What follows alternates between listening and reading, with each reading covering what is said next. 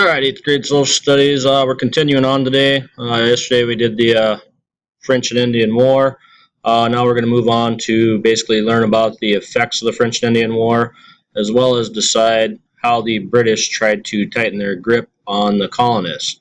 This will help us answer our essential question on how did the relationship between Great Britain and the colonists begin to deteriorate.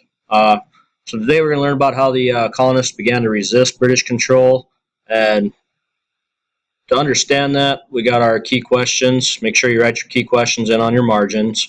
So today we got question 1. Why did Britain prevent colonists from settling beyond the Appalachian Mountains? The Appalachian Mountains are right here. If you did your maps, you should see them on there. Question 2. Why did Britain increase colonist taxes? So we're going to figure out the reasons why they increased taxes in the colonies. Question 3. How did the colonists react to the Stamp Act? And then question 4, why did the Townshend Acts lead to protests? So those are your first 4 questions. We also have 3 additional ones because this is a big section we're doing today. Question 5, why did the colonists resent the Tea Act? How did Britain respond to the Boston Tea Party?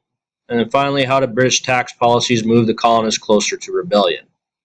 So basically how we got our notes broke down, we got them broke down kind of like a timeline. So when you're looking at your notes, you're going to see dates in there, and then it's going to break down on the bottom with your foldable page. But 1763, basically 1754 to 1763, we were fighting the French and Indian War. Okay, now we helped the British win the French and Indian War as colonists. When you do that, you're going to expect some gratitude, which that's what the colonists thought they would get, was some gratitude. Thanks a lot for helping us out. We appreciate it. But they did not get that because wars, of course, cost money. So the French and Indian War left Great Britain deeply in debt. In order to pay for that, King George decided that, well, since the war was fought in the colonies, we'll make the colonists pay for that debt by raising their taxes. The first problem started to rise in 1763. Okay, the British issued what was called the Proclamation of 1763. In order to get allies during the French and Indian War, the British agreed that colonists wouldn't settle west of the Appalachian Mountains because that was basically Native American territory. And to try to enforce that, they passed the Proclamation of 1763, which banned any settlement west of the Appalachian Mountains. That way they hoped to avoid more wars with Native Americans. But just like Bacon's Rebellion back in the 1600s, the colonists basically ignored the ban and started to settle there anyway, as they fought a war with France to claim the Ohio River Valley. 1764, okay, Great Britain and Parliament and the King started to pass different types of taxes on things. The first one was the Sugar Act. Now, the Sugar Act put a duty, duty is another name for taxes, on several products, including sugar, molasses, any type of sugar-based product, because those were popular in the colonies. Now, with that, they had to pay a tax on those. So what people turned to were smugglers. Smugglers would smuggle in sugar products to the colonies so they would have to pay the taxes. So it also basically led to harsh punishments of smugglers. In 1765, Great Britain passed the Quartering Act. Now, this is part of our Bill of Rights today, Amendment 3. But basically, the king decided he didn't want to pay for his soldiers in the colonies, didn't want to basically pay to feed them or any of that. So he basically issued the Quartering Act. The Quartering Act basically made colonists house soldiers in their home. So the colonists had to take care of the soldiers. So every home in the colonies basically had a soldier living in it. So they protested the Quartering Act, which required them to provide homes and food for the British soldiers. Then their next tax was the Stamp Act.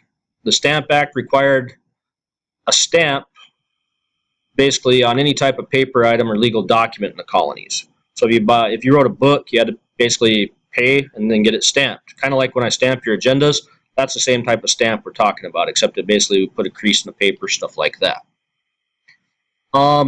As this started to progress, the colonies started becoming more outraged. They started speaking out about it. And then they basically declared only they could levy taxes in the colonies. King's over in England, not here, so you can't tax us. This was one of the sentiments of Patrick Henry, one of our founding fathers. He gave a pretty emotional speech that was pretty close to treason or betrayal of his country, because at that time, our country was Great Britain. Colonial merchants decided that they would boycott British goods to protest the Stamp Act, the Quartering Act, Sugar Act. By boycotting, they just refused to buy things from Great Britain, which is an effective tool because it hurts the pocketbook in Great Britain. In 1766, due to the boycotts, Parliament repeals the Stamp Act. So by repealing, that means they took the Stamp Act away. With the Stamp Act taken away, no more taxes on that aspect. But in its place, they replaced it with what's called the Declaratory Act. And the Declaratory Act claims that Parliament has total authority over the colonies.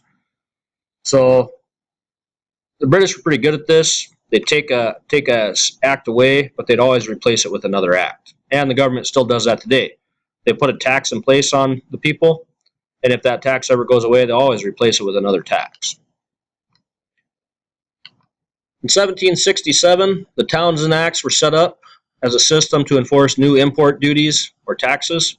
Import duties were basically anything imported in the colony. So any goods that were brought to the colonies from another country had a tax placed on them. They also issued what were called the writs of assistance. Now these, once again, were tied to our Bill of Rights. The writs of assistance allowed British soldiers to search anybody's home for anything that they thought was illegal and take it. Now, did they always take illegal goods? No. Some goods were legal goods that they would take. That's why we have the Fourth Amendment, which protects us against the illegal search and seizure. But those are the writs of assistance.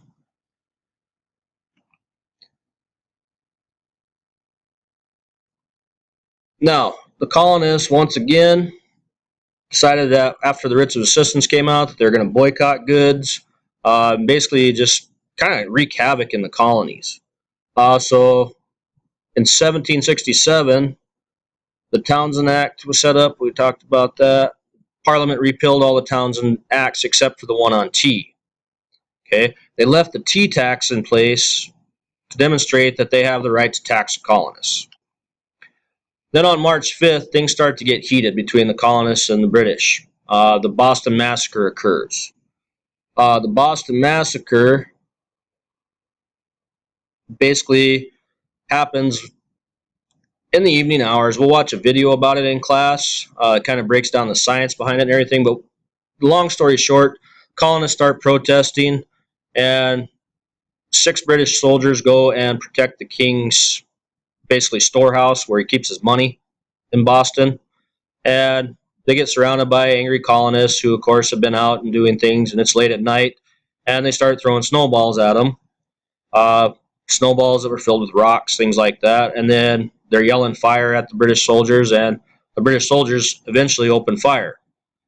They kill 5 Boston citizens, including Crispus Attucks, African American, who was basically credited as being the first American killed in the American Revolution, and 6 others were injured. But we'll get into that next class when we watch the video over it.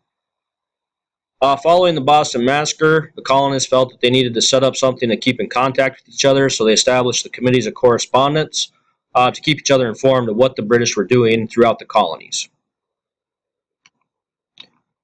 The Tea Act. So the Tea Act became an important act and a rallying point for the colonists. What it did,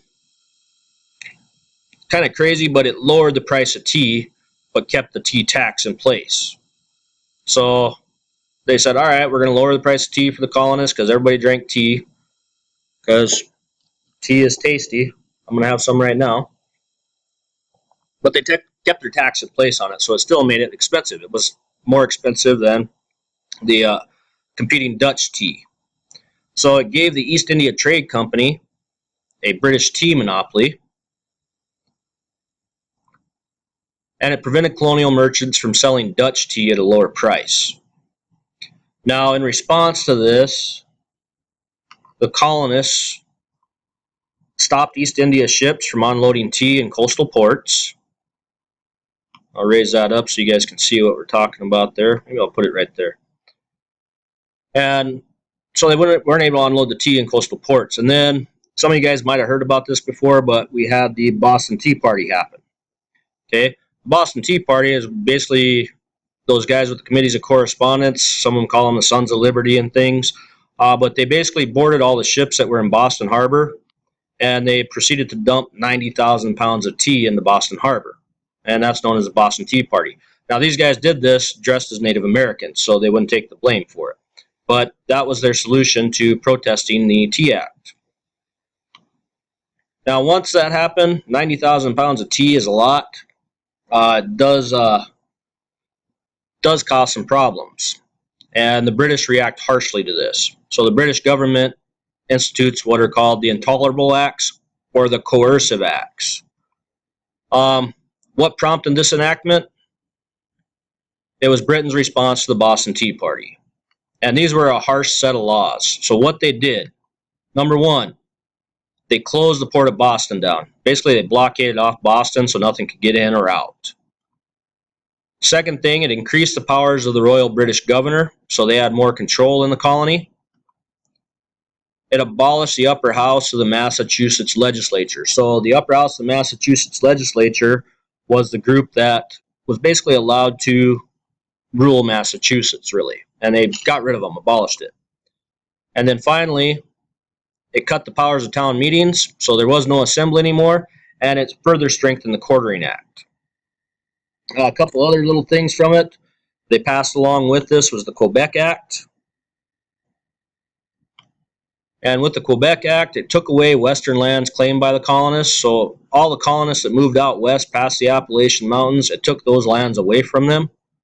And it also blocked colonists from moving west. So it was a little stronger enforcement of the Proclamation of 1763. So with all these things happening to the colonists, you have the Sugar Act, the Tea Act, the Quartering Act, the Stamp Act, the Declaratory Act, the Townshend Act.